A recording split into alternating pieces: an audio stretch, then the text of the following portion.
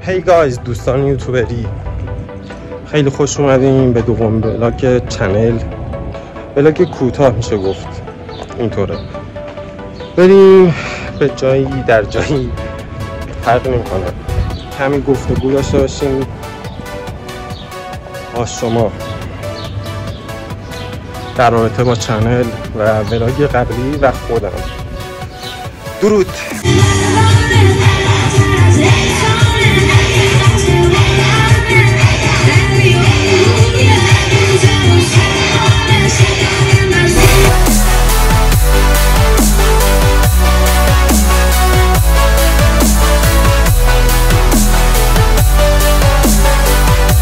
قبل از اینکه برسیم به لوکیشن ضبط ویدیو کمی گفتگو داشته باشیم همینجا، یعنی در حین پیاده روی.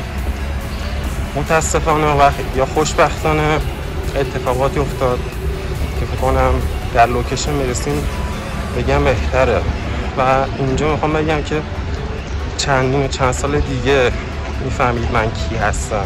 فقط امیدوارم اونجایی که میدیم شلوغ نباشه و موزیکی پلی نباشه که نشه ویدیو ضبط کرد، که صدا ضبط نشه، یه نویز داشته باشه.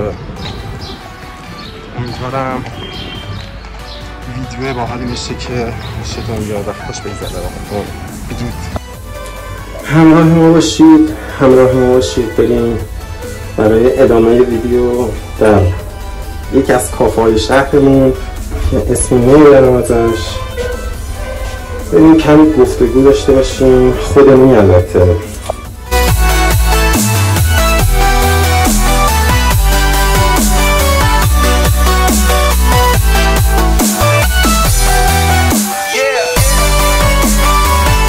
و بله بالاخره رسیدیم. امیدوارم صدا اوکی باشه که اوکی هست، فقط اون بیرون خود سرصدا ماشینه که اونم اوکی.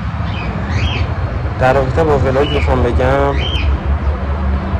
این که پر از حواشی بود متاسفانه خوشبختانه که خیلی گیر دادم به زبان، به شوخی‌ها و به لوکیشن، به ضبط، به ادیت، به خیلی چیزا که نقداشون مورد تحسین بود، قابل قبول هست از نظر خودم. برای شروع اینطور بود چون خودم زیاد وقت نذاشته بودم، وقتی گذاشته بودم از شب تا صبح بود برای ادیت ویدیو فقط و از صبح تا ظهر برای کاور ویدیو، که شورت ویدیو هم که میذارم پیج یعنی چنل بازدید خوبی میخوره. یعنی در شروع من یه ویدیو، یه شورت ویدیو گذاشتم چنل، صبح پا شدم دیدم 1000 تا ویو خورده. شما باشی چیکار میکنید؟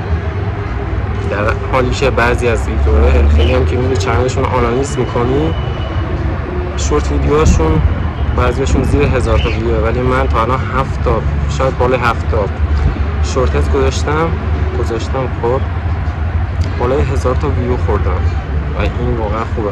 ولی متاسفانه اولین ولاگ حمایت خوبی داشت، خیلی استوریش کردم و اینکه خوب بود، از نظر خیلی چیزا خوب بود.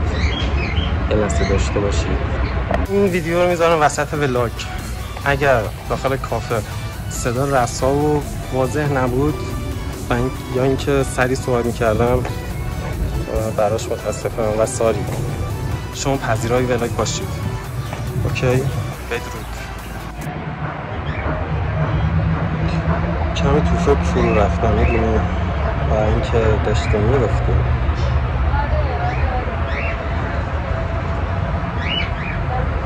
اما بعضیاتون دارید میگید متی ما داره هدر متی، بدونم دیگه ته دلتون همین. و اینکه متاسفانه به دلایلی دسترسیم از اینترنت خارج شد و همین الانش هم همینطوره که بماند. چرا؟ و در رابطه با خودم بخوام بگم که فعلا بذارید نگم دیگه، بذارید یه خورده پنهون بمونه، بعداً خودتون میفهمید من کی هستم، چی کاره هستم. این بالا واقعا ویوش خوبه، در کلام مثلا که این بغل هم ایناش اینجا یه دونه اینجاست. این بالا هوا خوبه که مستقیما روی خورشیدیم، داره میتابه به ما. به صرف یک لیوان کاپوچینو جاتو خالی که دیگه یوتیوبم جای خالی نبود. عزیزان، در رابطه با خودم بخوام بگم که فعلا نمیگم که زوده و داشتیم در رابطه با اولین ولاگ میگفتیم که خیلی پرحاشیه بود،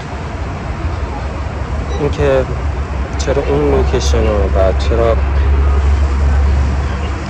اون طرز صحبت و شوخی ها همش یه بایی بود. بخوام بگم همش برای ضبط یه بایی بود، یعنی سناریو نشینده بودم، متن ننوشته بودم که بخوام برم فلان جا فلان لوکیشن حرکت خاصی بزنم. و اینکه به خودتون میسپارم ولاگ های بعدی یا ویدیوهای بعدی چه سبکی باشه، در کجا باشه، چطور باشه، چطور نباشه. اگر دوست داشتید زیر همین ویدیو کامنت بذارید که چطور ضبط بشه و اینکه برای تک تکتون موفقیت آرزومندم. متاسفانه زیاد راحت نبودیم برای صحبت کردن این چیزا، ولی کمک که صحبت کردیم باهاتون. بریم برای ادامه ویدیو. بله، پشت سرمونم که عروسیه، همونطور که مشاهده میکنید یا میشنوید چه فرقی داره باش. من که در رابطه با ویدیو صحبتی داشتیم هم و بخوام بگم خیلی چیزا بخوام بگم بماند برای بعدها، حرف زیاده برای گفتم. اوکی، فقط اینو بدونید که آقا چی میخواید بدونید.